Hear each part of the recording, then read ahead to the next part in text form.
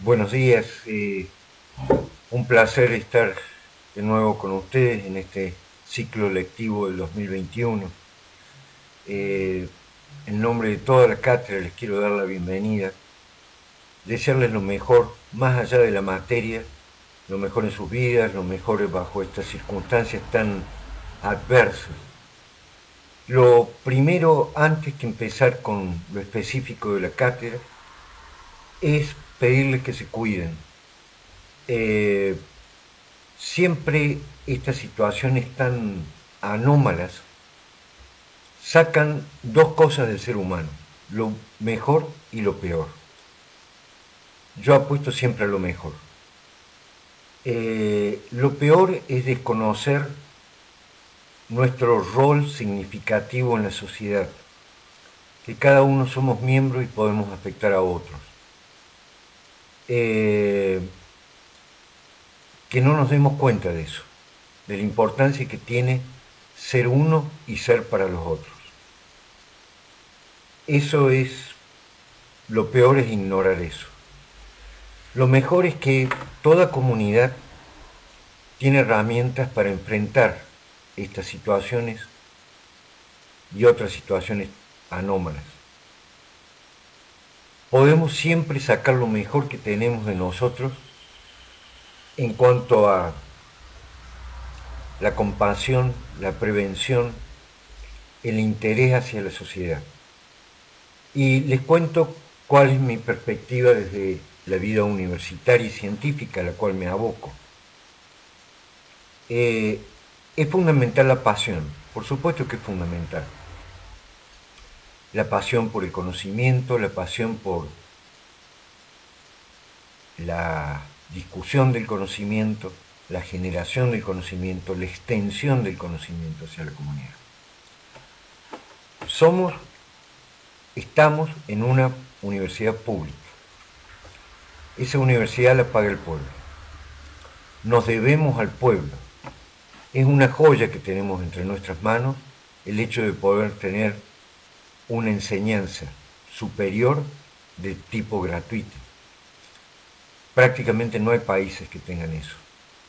Entonces atesórenlo, busquen honrarlo, porque ustedes son los representantes de la sociedad que la sociedad quiere después para ser mejor. Necesitamos excelentes profesionales y estoy seguro que en el corazón de cada uno y en la mente de cada uno, ese debe ser el propósito. Vamos a empezar este año con psicobiología experimental, realizando algunas aclaraciones que haré en la próxima diapositiva. Tratamos de que ustedes tengan la mejor formación posible bajo estas circunstancias, facilitar las cosas para que puedan estudiar tranquilamente la asignatura y vamos a ir subiendo este tipo de clases al aula virtual o el link en el aula virtual a donde tienen que acceder. Tanto serán las clases teóricas como las prácticas. Hemos ya subido el cronograma de la asignatura y el programa de la misma. En el programa de la misma está claramente señalizado cuál es la literatura obligatoria y de consulta para cada unidad en particular. Como verán en el cronograma, habrá clases teóricas en dos horarios, uno a la mañana y uno a la tarde, medio anochecer ya, de 10 a 12 horas y de 18 a 20 horas, donde el profesor a cargo del teórico estará disponible para discutir la clase, ampliar el conocimiento, evacuar dudas, etc. Habrá una comunicación de cómo nos encontraremos en esas clases y lo fundamental es que ustedes tengan ya escuchadas estas clases, estudiadas si es posible, a fin de poder brindarles una mejor tutoría sobre los temas que se están tratando, o aclarar dudas, como dije anteriormente, o expandir el conocimiento. Yo les quiero desear todo lo mejor. Lo primero que les pido es que se cuiden. Vamos a atravesar una fase muy difícil de esta pandemia. Voy a pasar directamente a la próxima diapositiva y les digo sinceramente que les deseo todo lo mejor desde un comienzo. Quiero hacerles una aclaración en el comienzo de esta asignatura. Lean bien el cronograma. Ahí básicamente van a tener cómo es la formación teórica, cómo es la formación práctica. En la formación teórica vamos a subir las clases con audio para que ustedes puedan escucharlas todas las veces que desean. Va a estar en el aula virtual o va a estar el link a donde la pueden escuchar. También esa misma clase se va a subir en formato PDF, que es obligatorio los contenidos que ahí se presentan.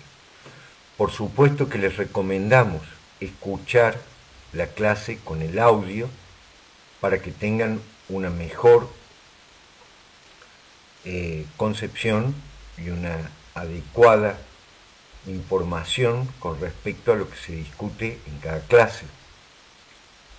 El formato PDF es el formato que les va a ayudar a repasar la clase o ver los contenidos más esenciales. Pero nuevamente recomendamos que escuchen la clase y que lo hagan antes de que tengamos la clase teórica de tutoría.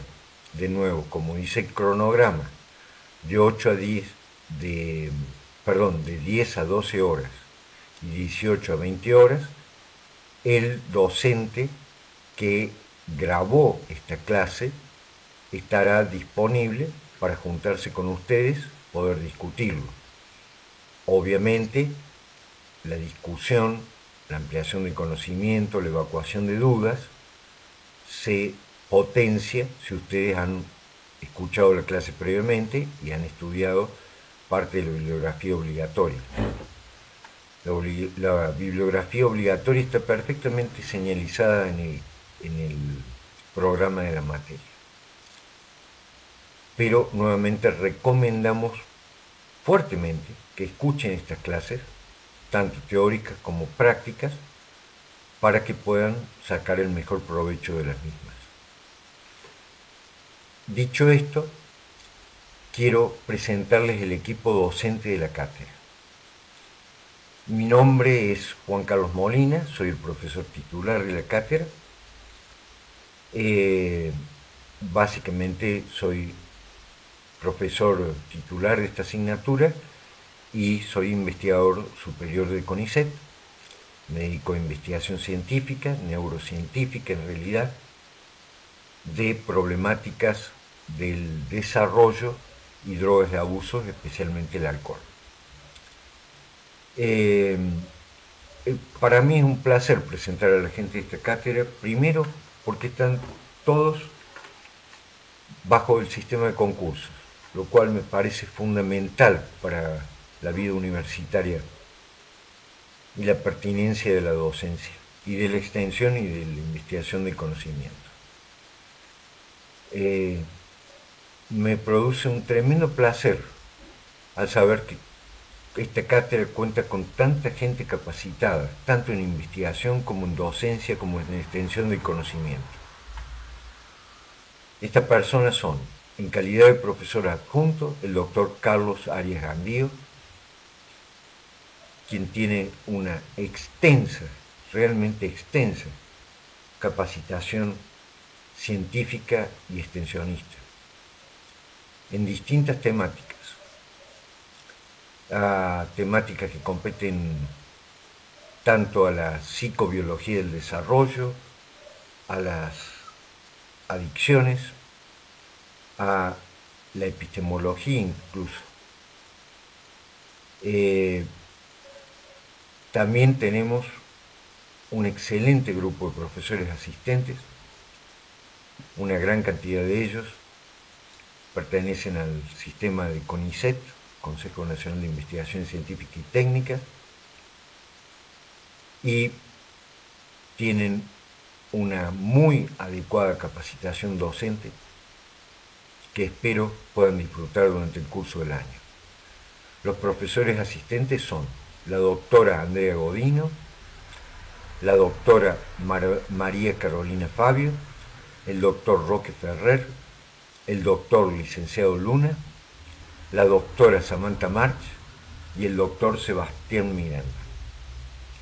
También contamos con un grupo de adscriptos y ayudantes alumnos que colaboran realmente con la cátedra y que son dignos de ser destacados. En el primer capítulo de Pinel se van a encontrar con la tabla que muestra esta diapositiva. Básicamente lo que ustedes están viendo son los premios Nobel de Fisiología y Medicina que han correspondido a las neurociencias, fundamentalmente desde el último siglo hasta el siglo presente. Para darles una idea de la importancia que han tenido las neurociencias en el desarrollo de la psicología, de la fisiología, de la biomedicina en general, de las ciencias químicas, de las ciencias biológicas, obviamente, les doy una idea. De todos los premios Nobel entregados en fisiología y medicina, más del 20% pertenecen al área de las neurociencias. Veamos solamente algunos ejemplos. Si ustedes se remiten al primer premio Nobel directamente en neurociencia, es de 1906, de Golgi y también Ramón y Cajal. Sus descubrimientos fueron sencillamente espectaculares.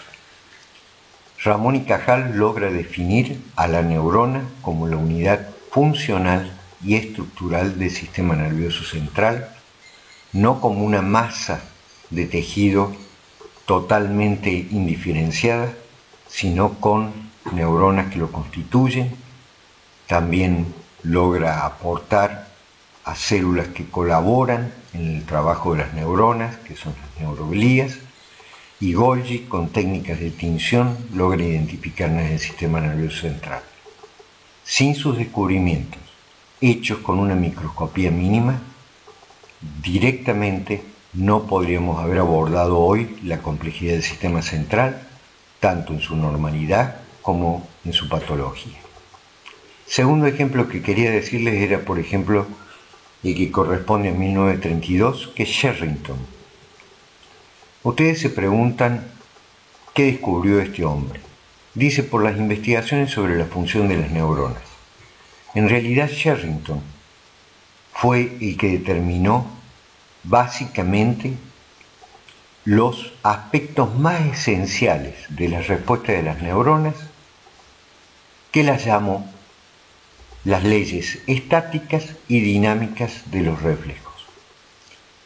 O sea, cómo depende de la cantidad de estímulo que recibe una neurona, qué cantidad de estímulos le llegan, cómo, de acuerdo a la experiencia con los estímulos, va modificando su respuesta.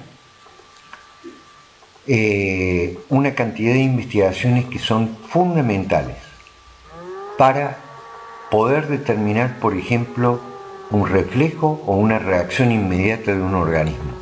Imagínense ustedes subiendo un avión e imagínense que el piloto no ha pasado por pruebas psicofísicas adecuadas y no sabemos sus tiempos de reacción.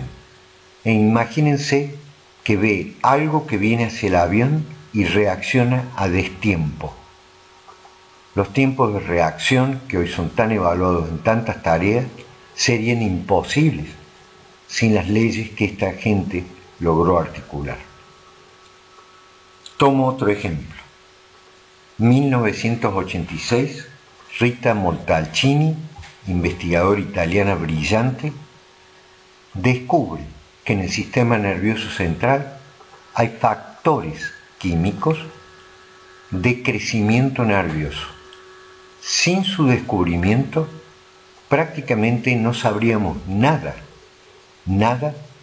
de cómo se desarrollan las neuronas, cómo se diferencian las neuronas en su soma, en su axón, en sus dendritas, y cómo estos factores de crecimiento nervioso actúan durante toda la vida, pero también en momentos muy específicos del desarrollo del sistema nervioso central, que permiten la configuración óptima de este complejo sistema. Finalmente quería mencionarles a Kandel, Premio Nobel del 2000. Si las neurociencias en los últimos 50 años han rescatado a alguien como revolucionario en cuanto a su descubrimiento, fue Eric Kandel. Se valió de un molusco simple, se llama Aplysia, es un animal marítimo, tiene solamente 20.000 neuronas, y él analizando una neurona sensorial y una neurona motora conectadas directamente entre sí o a través de interneuronas, logra demostrar los básicos principios del aprendizaje asociativo y no asociativo que vamos a ver en distintas partes de la materia. Sin él no tendríamos las bases celulares de los aprendizajes que son tan fundamentales tanto en la plasticidad normal como patológica del cerebro. Antes que me olvide, les quería avisar de que en cada diapositiva van a ver un parlantito, apretando sobre el parlantito van a escuchar la grabación. La materia va desde lo celular y molecular hasta sistemas funcionales sumamente complejos, tanto en la normalidad como en la patología. Abordamos no solamente el desarrollo de las funciones que van a permitir a un individuo interactuar con sí mismo, con la sociedad, con otros congéneres, sino cómo ese sistema, a través de la experiencia, va cambiando, ya sea a través de pautas de desarrollo, ya sea a partir de experiencias puntuales, que no necesariamente siempre van a tener un resultado de configuración normal del sistema nervioso central y de las funciones que uno espera, tanto cognitivas como comportamentales, sino también muchas veces estas experiencias generan patologías. Y ya van a ver muchísimas patologías que básicamente se van a abordar en el segundo cuatrimestre. En cuanto a lo que están viendo en esta diapositiva, es simplemente para mostrarles que hay muchas cosas que son microscópicas. Estamos hablando de lo celular y molecular. Lo que están viendo acá es una foto que se obtuvo con microscopía electrónica. Esa bola que ustedes ven, la bola central, es el soma de una neurona. Y esos botoncitos que ven con esas prolongaciones son los axones de otras neuronas que hacen sinapsis con ellos. Las sinapsis pueden ser eléctricas o químicas. Eso ya lo estudiaron en neurofisiología. Fíjense en una sola neurona ya la cantidad de conexiones que tenemos. Multipliquen eso por los millones y millones de neuronas que están conectadas entre sí en el sistema nervioso central. Eso nos habla de la complejidad de este órgano y de la complejidad que subyacen a los aspectos patológicos y normales. Siguiendo en el plano celular, les quería mostrar este ejemplo. Este es el descubrimiento de Rita Montalcini que descubre los factores de crecimiento nervioso. Lo que ustedes están viendo es como un sol. El centro del sol es el soma de una neurona, el cuerpo de una neurona. Pero fíjense la cantidad de rayos que tiene. ¿Saben qué son esos? Son todos axones. ¿Saben por qué tiene tantos axones? Porque esa neurona, en un momento crítico del desarrollo, fue bañada con factor de crecimiento nervioso. Fíjense lo que esto produjo en términos de la ramificación axónica, cuando normalmente esta neurona no tendría posiblemente más de un axón.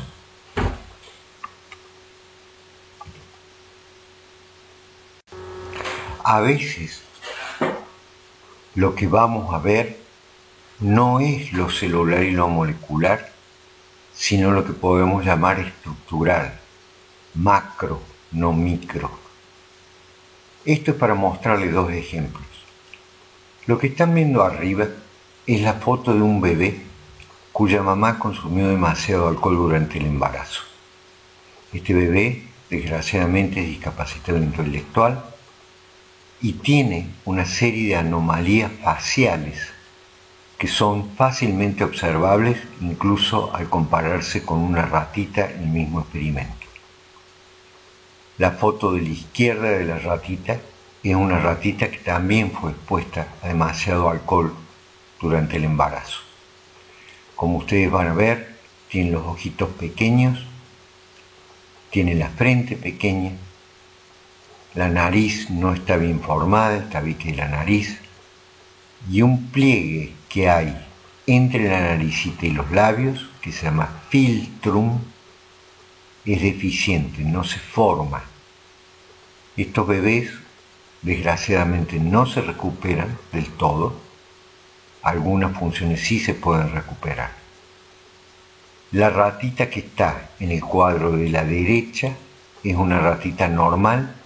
Fíjense qué tamaño de la cabeza tiene en comparación con la otra, mucho mayor, o sea, la otra es microcefálica, igual que el niño.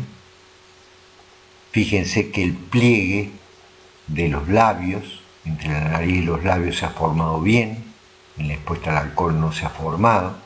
Fíjense el tamaño de los ojitos normales que tiene, la de la derecha en relación a la de la izquierda. Eso es lo que puede causar el alcohol. Y abajo tienen 3 fotografías. Son sacadas a través de resonancia magnética, es un corte sagital del cerebro, en la cual la flecha indica el cuerpo calloso, millones de fibras que permiten que los hemisferios se comuniquen entre sí. En la de la izquierda es una adolescente normal cuya mamá prácticamente no consumió alcohol durante el embarazo, una mujer abstemia.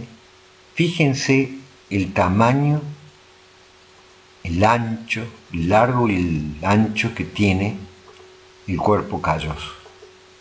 El del medio es un chiquito que se llama espectro de desórdenes fetales del alcohol. La madre sí consumió alcohol, no produjo tanto daño como el que se ve arriba, con tantas anomalías faciales, con tanta discapacidad intelectual, pero fíjense ya cómo esta unión entre los dos hemisferios es significativamente más chiquita.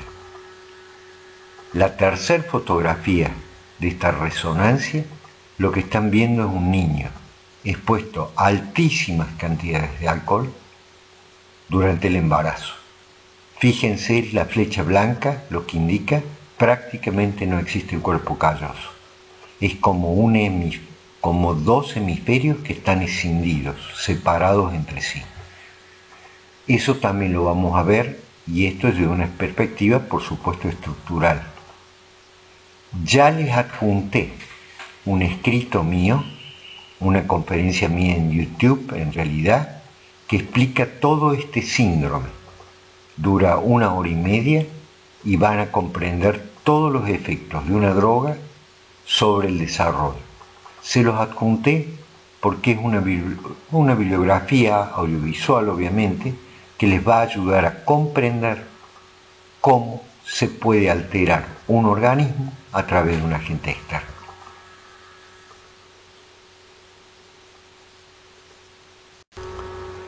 A veces la información para entender el funcionamiento del cerebro requiere basarnos más en sistemas que configuran distintas estructuras y las conexiones entre sí, que solamente ver la estructura y su función o la parte celular o molecular de una neurona.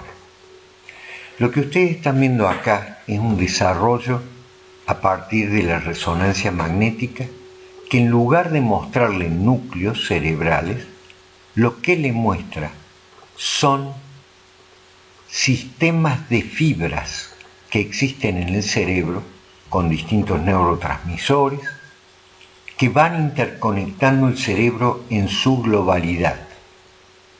Si dijésemos que una estructura es totalmente responsable de una función, estaríamos cometiendo un error. Basta ver estos ovillos de lana que están configuradas por fibras para ver los billones de conexiones posibles que existen entre estructuras. Esta técnica se llama conectoma, fue descubierta hace muy poco. Del 2002 empezaron a salir los estudios más importantes. Se especula que va a revolucionar las neurociencias porque vamos a tener otra forma de ver un cerebro en actividad y qué estructuras se ligan entre sí para formar un sistema.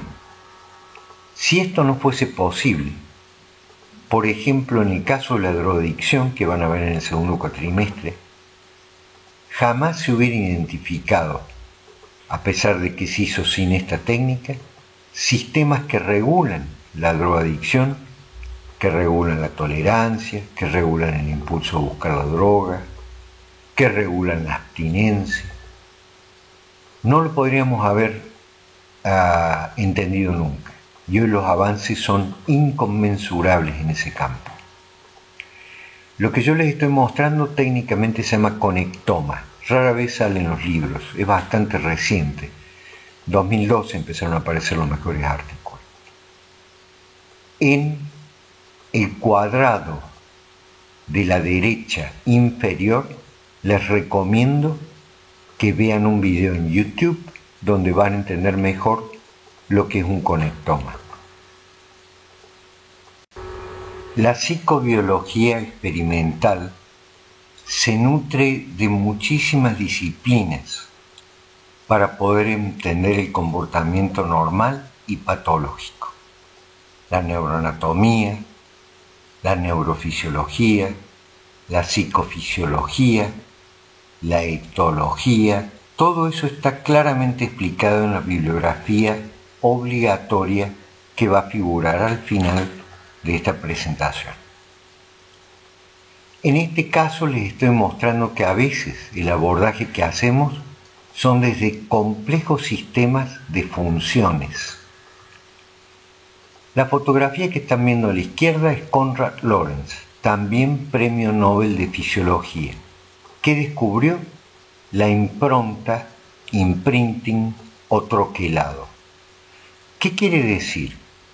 Básicamente que en ciertos momentos del desarrollo, en periodos críticos o sensibles, después se les va a aclarar mejor cuál es uno y cuál es otro en otra clase, ciertas experiencias es como que sellan el cerebro para ciertas funciones. Ustedes están viendo que a Konrad Lorenz lo siguen unos patitos. Él interactuó, en realidad son gansos. Él interactuó con ellos apenas salieron del huevo, apenas rompieron el cascarón y salieron del huevo. Esa primera interacción en un momento crítico del desarrollo hizo que esos animalitos establecieran una relación entre especies con el ser humano. Y ahora lo siguen. Ahora tienen ciertos comportamientos con él como los que tendrían con miembros de su propia especie. No todos. Van a migrar como patos, van a comer como gansos, van a nadar como gansos, etc. Pero por ejemplo en el momento del desarrollo sexual van a ser conductas de cortejeo frente a figuras parecidas a la de Konrad Lorenz o en realidad figuras humanas. Eso fue la mera experiencia de interactuar con ellos en un periodo crítico del desarrollo. A la derecha van a ver la importancia que tiene la interacción entre dos organismos, un sistema funcional que es la díada madre-hijo. Se considera que esto, miren, se publicó en un libro que se llama, el capítulo se llama Orígenes del lenguaje en la infancia. Cómo nos empezamos a comunicar a través de sonidos y cómo producimos cambios en el otro. ¿Ven que hay un bebé llorando? Bueno, 5 minutos antes de que se largue a llorar, van a ver al lado del bebé lo que se llama mamografía, una técnica que permite ver la concentración en el pecho materno. Esas manchas blancas que ven es o sangre o leche. Fíjense qué poquitas hay antes que el bebé llore. Ahora miren el cuadro de la derecha. Fíjense, está lleno de leche y de sangre esa mama. ¿De acuerdo? Esas mamas que lo van a nutrir al bebé. Es inmediatamente después que el bebé se larga a llorar. ¿Qué produce eso en la mamá? Produce un reflejo de eyección de oxitocina y de prolactina. ¿Qué es la prolactina? Una hormona que permite la producción de leche. ¿Qué es la oxitocina? Una hormona que permite la eyección de leche cuando el bebé succiona el seno materno. Fíjense qué fantástico. Está coordinado genéticamente, sin necesidad de experiencia. A veces la experiencia lo modula esto, pero sin realmente una ultra necesidad de experiencia, que la madre reacciona neurohormonalmente frente al llanto de la criatura. Eso ya está determinado por procesos genéticos. Si no, posiblemente no sobreviviríamos ni siquiera 2 minutos.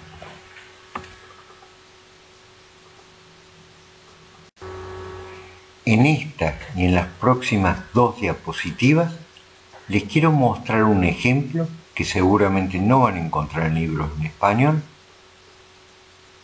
que ilustra la importancia de entender funciones normales en la psicobiología y a veces los resultados inesperados que tiene investigación que parece básica, que parece irrelevante y sin embargo repercute profundamente en la vida del ser humano y de la sociedad en general.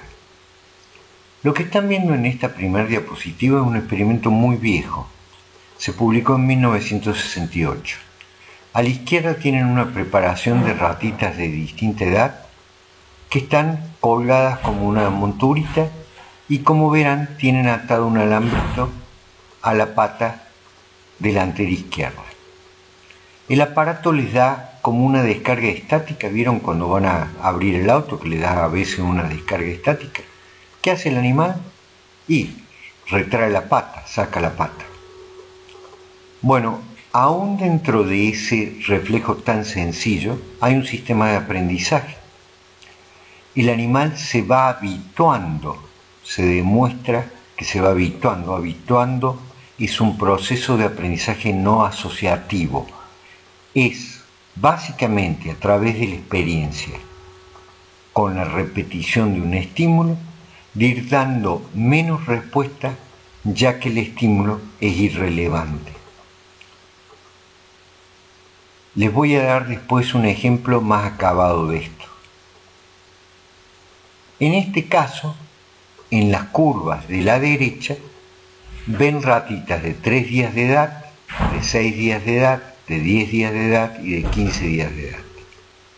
Van a ver que al principio, cuando se aplica el shock por primera vez en el eje de las X, En el eje de las Y van a ver que la respuesta de flexión de la pata es muy intensa. Fíjense solamente en el de 3 días. A medida que se va repitiendo el shock, ¿de acuerdo? Cada vez la respuesta es menor. Bueno, uno diría, a lo mejor es que simplemente se fatigó el organismo, o a lo mejor que se adaptaron los receptores sensoriales y ya no siente nada. Bueno, sigan esa curva de los 3 días y fíjense que al ensayo 16 está marcado 1, 4, 8, 12, 16, lo que hacen es le cambian la intensidad del shock, o sea, un estímulo nuevo. Fíjense cómo se recupera la respuesta.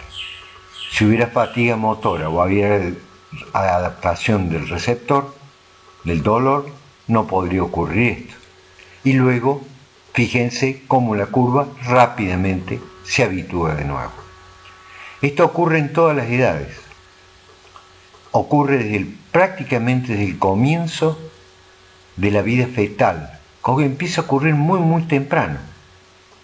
Imagínense ustedes si le tendríamos que prestar atención a todos los estímulos. Prácticamente nos moriríamos de fatiga, nuestro cuerpo no podría responder. Entonces tenemos que tener un mecanismo de aprendizaje por el cual filtramos lo relevante de lo irrelevante y solamente damos respuesta a lo relevante. Si la estimulación que estamos recibiendo es irrelevante, dejamos de dar respuesta. Por ejemplo, ustedes cuando están en el aula, ojalá Dios quisiera que pudiésemos estar en el aula dando esta clase, al principio lo molestan los ruidos, cómo se mueve el compañero, etc. Pero a medida que va pasando la clase, por más que persistan esos estímulos, la atención de ustedes está más focalizada en la clase que todo lo que está ocurriendo alrededor. Las luces, el calor, los movimientos, etc. Es a través de un sistema de aprendizaje que el sistema nervioso central va filtrando lo relevante de lo irrelevante. Veamos qué importancia tiene esto en la aplicación a fetos que tienen problemas. Lo van a ver en la próxima diapositiva. Como este aprendizaje, el de la habituación, es tan básico, tan importante para poder sobrevivir frente a los estímulos relevantes, a alguien se le ocurrió, a Hepper, en 1992, ver primero si los fetos tenían habituación y se permitía diferenciar alteraciones del sistema nervioso central, este simple aprendizaje. Ustedes van a tener 3 gráficos. Dice estadio 1, estadio 2 y estadio 3, y las líneas representan fetos muy pequeños que a la mamá le están poniendo un estímulo vibrotáctil en el abdomen y lo que están viendo es la reactividad motora del feto frente a ese estímulo vibrotáctil. Ya se sabía que los fetos reaccionaban frente a esa estimulación vibrátil y acústica. Fíjense en la línea que está hecha con cuadraditos que dice normal. Esos son una cantidad de bebés, de fetos, a los cuales, mientras se hace la ecografía, se aplican pequeños estímulos vibrotáctiles en la pancita de la mamá. Fíjense la cantidad de actividad motora que tienen al principio. Reaccionan muy estruendosamente. Les llama la atención. Pero fíjense que rápidamente, a medida que se repite el estímulo, cada vez reaccionan menos. Eso en el estadio 1. E inmediatamente, si se fijan en el eje de las X, el de abajo, ya prácticamente al ensayo 12 ya no dan respuesta a ese estímulo. Lo han hecho progresivamente, lo han considerado irrelevante más allá no estoy hablando de un proceso de conciencia, estoy hablando de un proceso que ocurre en el sistema nervioso central que va aprendiendo. ¿De acuerdo? Ahora, fíjense en los mismos bebés en el estadio 2, el cuadrito del medio. Ahora se les aplica un estímulo de mayor intensidad. Fíjense que vuelven a responder, o sea, se deshabitúan. ¿Qué quiere decir eso? Que no estaban ni fatigados, ni habían dejado de sentir la parte vibrotáctil. O sea, la parte sensorial estaba intacta. Y fíjense cómo nuevamente, frente a ese nuevo estímulo, se habitúan rápido. ¿De acuerdo? En este caso, ya el ensayo 10, ya se habituaron totalmente, dejaron de responder. En el estadio 3, el tercer cuadradito que van a ver a la derecha, fíjense en los mismos fetos normales. Seguimos con los fetos normales. Volvemos a la estimulación original a la que se habían habituado en el cuadradito de la izquierda. Fíjense ya que bajo que empiezan. Hay memoria de ese estímulo. Hay memoria, por lo tanto ya es irrelevante. Empiezan bien bajo. Y ya al ensayo 6 se habituaron totalmente. ¿De acuerdo? Eso es lo que hacen los fetos normales. Ahora, inesperadamente, en la muestra que testaron, había dos chiquitos que por diagnóstico genético tenían síndrome de Down. Síndrome de Down. El síndrome de Down se puede diagnosticar genéticamente a través del análisis de las células de líquido amniótico. ¿De acuerdo? Bueno, ellos tenían dos bebés con síndrome de Down. Fíjense en el circulito blanco que se llama feto A. Feto A. Vayan al primer cuadradito y van a ver que su proceso de habituación en relación a los bebés normales es más lento, pero ocurre. En el cuadradito 2, cuando le cambian la estimulación, recuperan la respuesta y nuevamente vuelven a habituarse. O sea, lo hacen menos que los normales, les lleva más tiempo, pero más o menos siguen la misma curva. ¿De acuerdo? Ahora tenemos un feto B. Es el circulito negro. Fíjense, nunca se habituó en el estadio 1, primer cuadradito de la izquierda. Le cambiaron el estímulo, nunca se habituó a un estímulo más intenso. Fíjense en el tercer cuadradito, nunca se habituó cuando volvieron al primer estímulo. Cuando nacieron, el feto A tenía un síndrome de Down moderado o leve, el feto B tenía un síndrome grave. Fíjense, la genética permitió determinar que los dos eran Down, pero estos estudios diagnósticos permitieron determinar de que uno iba a ser leve y el otro iba a ser grave. Esto se está empleando en pruebas neurológicas para bebés para tratar de detectar temprano anomalías del sistema nervioso central y tratar de instrumentar tratamientos que las mejoren. Miren cómo un aprendizaje tan simple también tiene efectos sobre la esfera sexual humana. Esto se descubrió originalmente en animales de laboratorio, pero luego se encontró que en el ser humano ocurría lo mismo. Está claramente explicado en el primer capítulo de Pinel. Yo se los voy a abreviar bastante. El matrimonio que tiene a la izquierda era el presidente Coolidge, era norteamericano y la mujer era su esposa. Visitaban una granja agrícola donde se producían pollos, entre otras cosas. El dueño de la granja caminaba con la señora Coolidge y le muestra un gallo que era el orgullo de la granja y le dice: este gallo es nuestro mejor reproductor. La señora Coolidge le pregunta, ¿siempre copula que cuando le ponen una gallina? Y el dueño de la granja le dice, sí, siempre. El presidente Coolidge, que no era ningún tonto, le pregunta, ¿pero siempre es la misma gallina? No, dice, son gallinas distintas. Bueno, dígale eso a la señora Coolidge. Lo que quería decir es que en el plano sexual uno también se habitúa.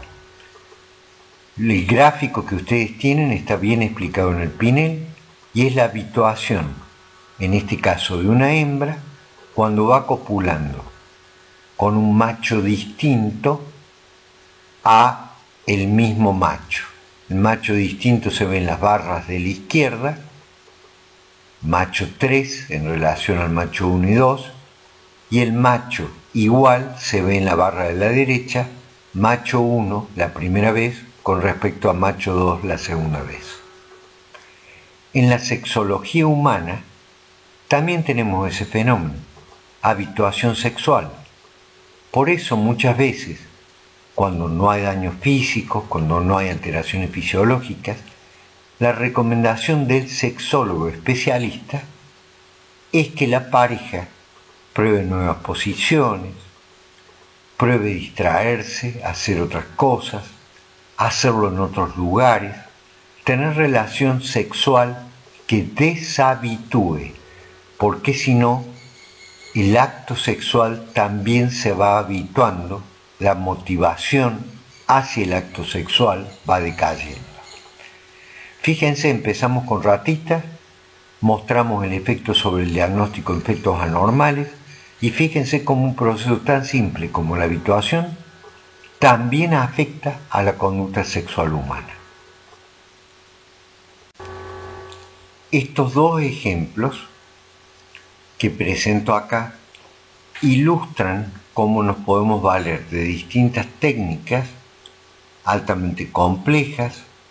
Una es una tomografía por emisión de positrones, la de la izquierda, que evalúa la actividad neural a través de su metabolismo, el consumo de glucosa, ante un estímulo. En este caso queremos identificar, por ejemplo, un área del cerebro que responde frente a la luz y procesa la luz, que en este caso se presenta en forma centellante. ¿Ven esas marcas naranjas y amarillas? Incluso algunas rojas. Bueno, eso está mostrando que se está activando el lóbulo occipital frente a la estimulación lumínica. Hoy podemos seguir ese proceso como procesos muchísimo más complejos, como cómo percibimos una situación de miedo, qué áreas cerebrales se encienden, cuáles son, cómo son los circuitos entre ellas, y cada vez vamos mejorando mejor nuestra perspectiva de cómo funciona mejor el cerebro, y no solamente bajo situaciones de normalidad, sino también frente a situaciones de patología. Se han hecho importantísimos avances gracias a estas técnicas, en que se va degenerando en la enfermedad de Alzheimer, en la esclerosis múltiple, en las drogadicciones, etc. En la imagen derecha tienen una aproximación a otro problema, un experimento muy simple, muy brillante realmente. ¿Cuándo adquirimos conciencia de nosotros mismos? En este caso se hace en un primate, en un chimpancé. Experimentos muy similares se han hecho en bebés, de darnos cuenta cuándo empieza a aflorar el concepto de conciencia de que somos nosotros. Les cuento el experimento, es muy sencillo. El chimpancé fue anestesiado y arriba de una de las cejas se le pinta una mancha roja. Luego de la anestesia se lo pone frente a un espejo. Si no tuviera conciencia de sí mismo, seguramente investigaría la imagen sobre el espejo. Le llamaría la atención el espejo. Sin embargo, fíjense lo que hace. Se toca la mancha roja que se le había pintado, la que él puede ver reflejada en el espejo. Estos estudios han servido, aunque ustedes no lo crean, para estudiar el desarrollo de la conciencia en distintas especies e incluso en el ser humano, ya que estamos, cada vez que hablamos de desarrollo de especies, hablamos de filogenia. Cada vez que hablamos del desarrollo del individuo, hablamos de ontogenia.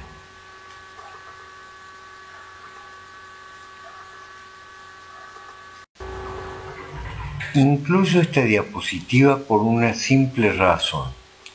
Es para mostrarles un caso donde en la cátedra hubo 1000 inscriptos, este año son muchísimos más, son 1600, la población de estudiantes de psicología crece año a año, pero sirve para ilustrar más o menos el rendimiento que se puede esperar, haciendo las cosas bien. Como van a ver, de los aproximadamente 1000 estudiantes, casi un 40% o no estudia los prácticos, no va a clases, no lee estos PowerPoints, no estudia la bibliografía obligatoria, etc. Obviamente esos alumnos quedan libres, por eso no los incluyo en esta lista. Son aproximadamente los que quedan, de 1000 quedan 600. O sea, de 1600 quedarán 1000 que por lo menos rindieron los parciales. Solamente me baso en los que rindieron parciales. Entonces les muestro en barras cuántos quedaron regulares, cuántos quedaron promocionales y cuántos quedaron libres. Tanto en términos absolutos, cantidad total de alumnos, como porcentual, el porcentaje que quedó. Como van a ver, haciendo los pasos básicos de la materia, se puede regularizar perfectamente o promocionar perfectamente. Sabemos por las instrucciones que les dimos que a los promocionales, si se instaura esto después de esta crisis, le vamos a dar indicaciones de qué hacer, pero en general el rendimiento puede ser bastante óptimo. La mayoría puede regularizar o promocionar. Eso lo vemos en los exámenes finales. ¿Cuándo tienen el mejor rendimiento? Primero, cuando ven lo teórico. En este caso, dada la crisis, lo teórico está en toda la bibliografía obligatoria que le dimos en el programa. De nuevo, fíjense en las instrucciones que les dimos para estudiar. Hemos visto que la guía de trabajos prácticos, practicar con la guía de trabajos prácticos, aumenta muchísimo el rendimiento, no se imaginan cuánto. Van a tener los PowerPoints de los teóricos y ya los profesores asistentes van a ir cargando cada clase práctica para que la tengan a disposición. Llegarán por distintos medios en función de las posibilidades informáticas que tengamos cada uno, pero lo van a tener. Por ejemplo, este es un caso, es un PowerPoint que acompaña a la unidad 1 y ayuda a explicar algunas cosas. En la guía de trabajos prácticos van a ver que hay problemas en resolución de cómo trabajar la bibliografía, etc. Va a haber prácticos que le va a explicar esto también. Por favor, vuelvo a repetir, la bibliografía obligatoria sí o sí. Los PowerPoint teóricos y prácticos sí o sí. La guía de trabajos prácticos sí o sí. Todo se va a ir cargando gradualmente. creo que son buenos consejos para ustedes. Haciendo eso, nosotros vamos a tomar todas las medidas posibles, habidas y por haber, para que ustedes tengan el mejor rendimiento posible.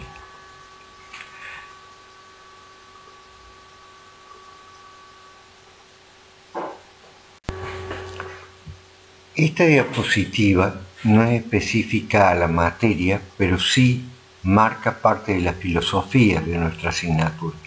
Se las voy a contestar brevemente a cada uno. El porqué de su formación general y específica en estas materias. La más general es un aspecto ético que concierne a la sociedad. Estamos en una universidad sustentada por el pueblo y la responsabilidad es tanto de los docentes como de los alumnos, como de los administrativos, para generar el mejor conocimiento posible para el pueblo que hace el esfuerzo de sustentarlo. La segunda es la realidad argentina. Tenemos la mayor densidad mundial de psicólogos en el mundo.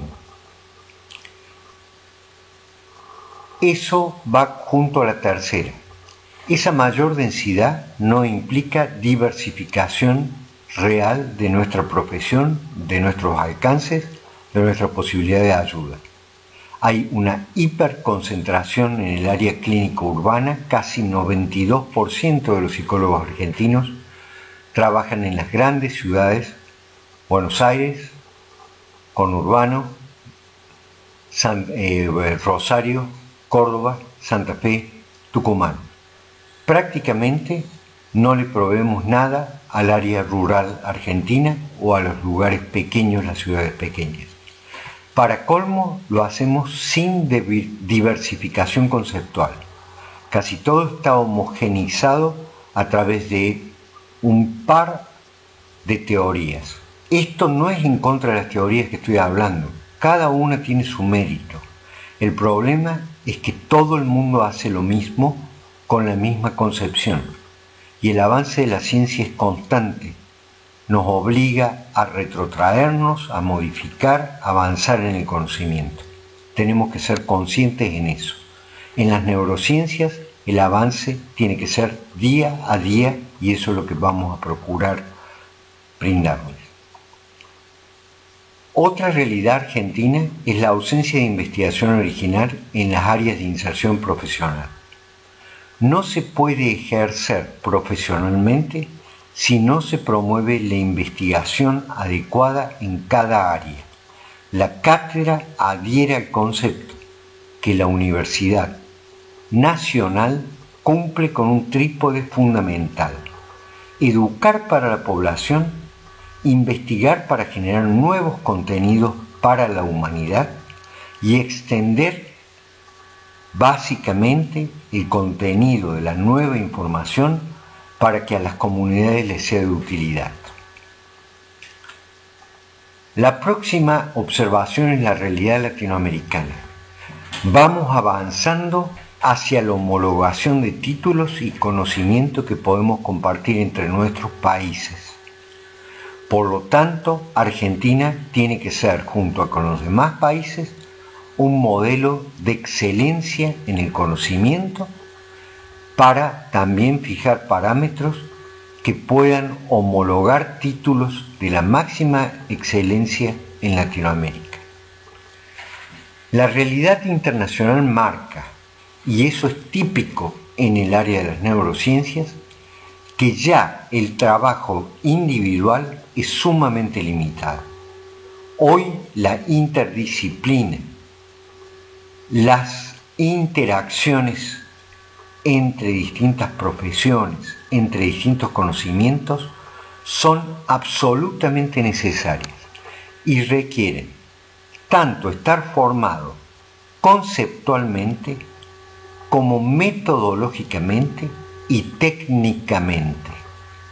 Si ustedes se fijan hoy en el abordaje integral de las enfermedades mentales, por poner un solo ejemplo, son grupos de profesionales trabajando sobre el mismo problema.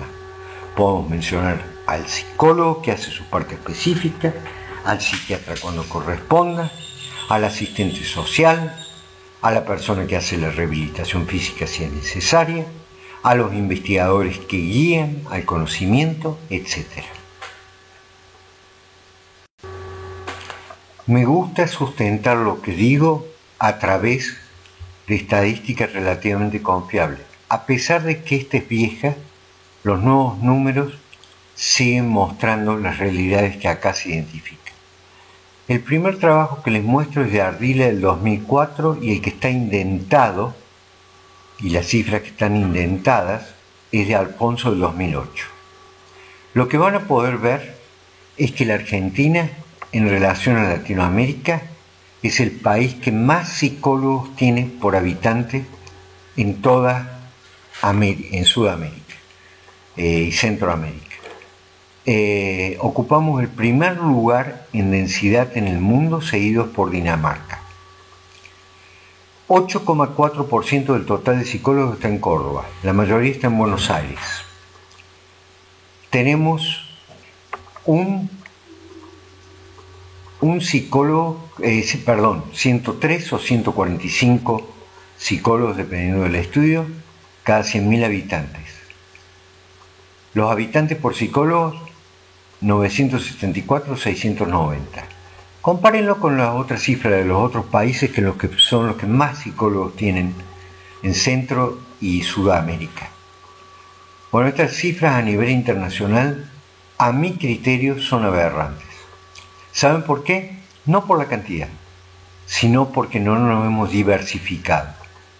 No le hemos brindado a quienes sustentan a la Universidad Nacional básicamente alternativas. No hemos brindado a la zona rural alternativas. No hemos brindado alternativas disciplinarias, abordajes multi o interdisciplinarios. Ese es un déficit que tenemos. Como pongo al final de la nota, Argentina en el presente tiene 13 universidades nacionales que dictan psicología y más de 50 universidades privadas que dictan psicología. No puede ser que haya tan poca diversificación de conocimiento. Esto obviamente tiene un impacto incluso en el mercado laboral, a pesar de que a mí no me gusta hablar de mercado. Me gusta hablar básicamente de una disciplina para la sociedad. Las neurociencias son florecientes en Argentina y son realmente fuertes en Argentina. Tiene un sistema neurocientífico argentina envidiable, que puede hacer enormes aportes en la patología y en el bienestar. Eso lo voy a abordar posteriormente. Déjenme hacer unas reflexiones ahora que conocen los números sobre qué brinda la cátedra en relación a los distintos ítems. En la Argentina hay 3 tipos de prevención: primaria, secundaria y terciaria. Primaria es para que no aparezca la patología, que va de la mano de la generación del bienestar social para que no haya patología. ¿Qué hacen la mayoría de los psicólogos? Secundaria, tratar la patología cuando aparece, o terciaria, tratar las alteraciones que quedan debido al sufrimiento de una patología. Eso, desde un punto de vista de salud mental, es totalmente erróneo. Fíjense en la crisis que estamos atravesando. ¿De acuerdo? ¿Qué vamos a hacer? ¿Solamente tratar a la gente que se infecta? ¿O tratar a la gente que quedó con secuelas? ¿O simplemente contar la cantidad de fallecimientos? Lo que hay que hacer es tener una perspectiva de bienestar de la salud y prevención de la patología.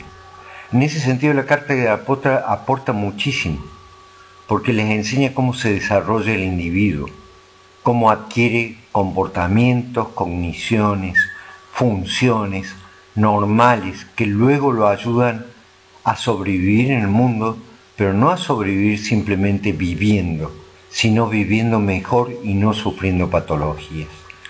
Gran cantidad del material se basa en eso. La segunda pregunta tiene que ver con ¿Qué brinda la cátedra en cuanto al desconocimiento de la epidemiología de salud mental?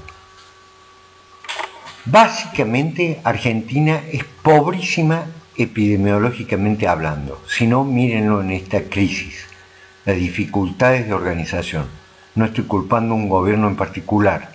Ha sido un problema que lo refiero más a las formaciones de los profesionales. En cuanto a la salud mental, ¿conocen ustedes la verdadera distribución de la problemática de salud mental en la Argentina? ¿Qué pasa si yo les cuento que alcoholismo es la segunda enfermedad endémica en este país después de Chagas? Endémica quiere decir que ocurre en un determinado lugar y se establece en una población a través del tiempo. Sin embargo, eso no se aborda generalmente. La cátedra les brinda trastornos generalizados del desarrollo para actuar temprano. Les da información sobre la prevalencia de estas patologías. Ustedes saben que epilepsia es una de las patologías neurológicas más prevalentes y casi no tenemos psicólogos dedicados a eso. Esclerosis múltiple es una de las más prevalentes y prácticamente ningún psicólogo la conoce. Podría seguir enumerando infinidad de ejemplos, les voy a dar otro. A veces los estudiantes se enojan porque les pregunto qué quiere decir paresia general. ¿Saben lo que es? La demencia que queda a raíz de la sífilis. ¿Saben cuánto aumentó la sífilis en la Argentina? En el último gobierno aumentó exponencialmente. ¿Saben por qué? Porque no hay epidemiología ni prevención. Eso también intenta brindar la cátedra. Los trastornos generalizados del desarrollo de los que hacía alusión son innumerables. ¿Quiénes los dictan? ¿Se dictan en la parte psicopatológica, en psicología clínica? No se dictan. Sin embargo, no son parte que afecta a nuestra población y a lo mejor a nuestra población más débil. Bueno, eso también brinda la cátedra. La ausencia de investigación de posgrado, de investigación en posgrado. ¿Cómo puede sobrevivir una disciplina que tiene tanta cantidad de profesionales sin una investigación nacional fuerte que la sustente, que la valide, que la haga confiable, que la haga objetiva? La cátedra, justamente por estar en un plano neurocientífico, la propia palabra lo define. Trabajamos con la verosimilitud científica, siempre proclives al error y la necesidad de hacer investigación para ir mejorando cada vez más el conocimiento. Y básicamente, si ustedes se fijan, todos los miembros de la cátedra, todos los que se han formado bajo nuestras directivas, bajo nuestra supervisión, nuestra tutoría, todos adquieren título de posgrado. ¿Ustedes creen que un título de pregrado, que después no es verificado, ni testeado nunca, ni evaluado nunca por un colegio de psicólogos, es suficiente para ejercer la profesión? Vayan pensando que esta cátedra promueve el posgrado, no solamente en neurociencias, en todas las disciplinas. Y esta cátedra ha formado, junto a sus miembros y junto a miembros de la facultad, el doctorado en psicología, el doctorado en neurociencias, colabora con el doctorado de biología, de ciencias químicas, de medicina. Los queremos a ustedes no como estudiantes solamente de pregrado, los queremos con proyección al posgrado. Paso a la cuarta, ausencia de integración y producción interdisciplinaria. ¿Qué brinda la cátedra? Si se fijan en cómo estamos constituidos, todos venimos de distintas disciplinas y si no venimos de distintas disciplinas, interactuamos con distintas disciplinas. No consideramos que una sola disciplina tenga la respuesta a todo. Ya les hablé al principio de la necesidad de configurar neurofisiología con psicofisiología, con etología, con neuroimágenes, con psicología cognitiva, psicología comportamental, psicología sistémica y hasta les brindo otras alternativas. ¿Ustedes se creen que la neurociencia trabaja ajena a la psicología jurídica o a la psicología clínica? Van a haber múltiples ejemplos de que no es así. O sea, la parte indisciplinaria es inherente al conocimiento de esta materia. En cuanto a la parte latinoamericana e internacional, debemos marchar hacia una integración del conocimiento en el área de las neurociencias. ¿Por qué? Porque somos países débiles económicamente. Si no unimos nuestros esfuerzos, no se va a producir el avance. Lo que realiza Brasil en ciertas áreas es fantástico, igual que México, igual que Colombia y algunas áreas argentinas. Esa es la unión de esfuerzos que lleva a una psicología integral y que los habilita a ustedes a servir a la sociedad de origen y a otras sociedades y a la humanidad en general.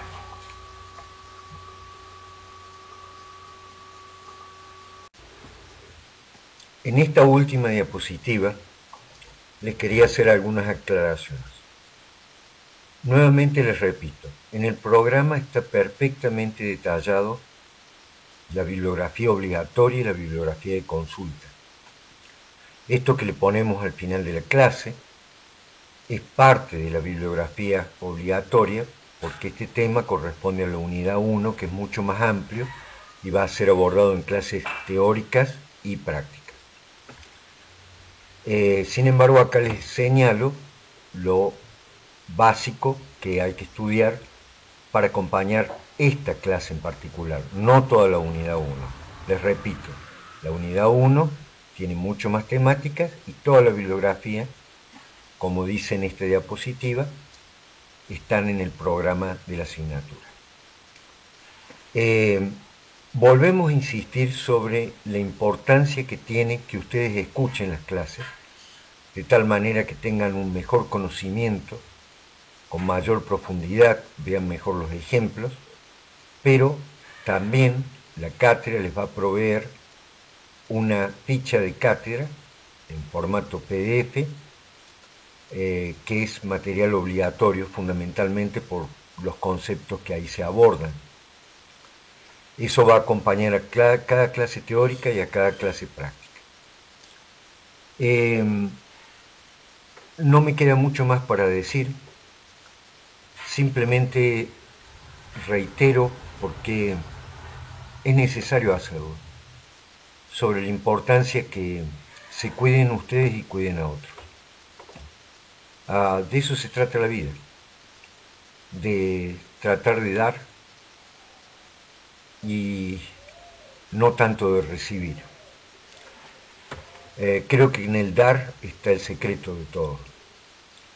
Es lo que más construye, lo que nos hace sentir mejor después de todo. O sea, dar también constituye parte del recibir.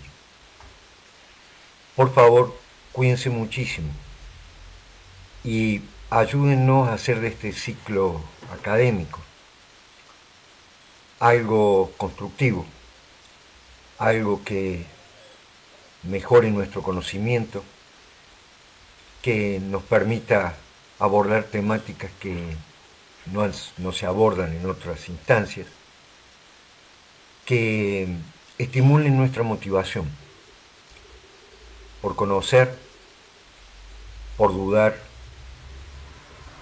por adquirir las herramientas para ayudar a la sociedad. No hay nada más importante que eso, desde esta instancia, obviamente. Les pido nuevamente, cuídense mucho. La cátedra hará todo lo posible para que ustedes tengan un ciclo lectivo pertinente, adecuado, y esperemos que lo puedan disfrutar. Les aseguro que nosotros sí lo disfrutamos, estando con ustedes, estando en la universidad, y sabiendo que estamos ayudando en lo que podemos a la sociedad. Un abrazo para todos.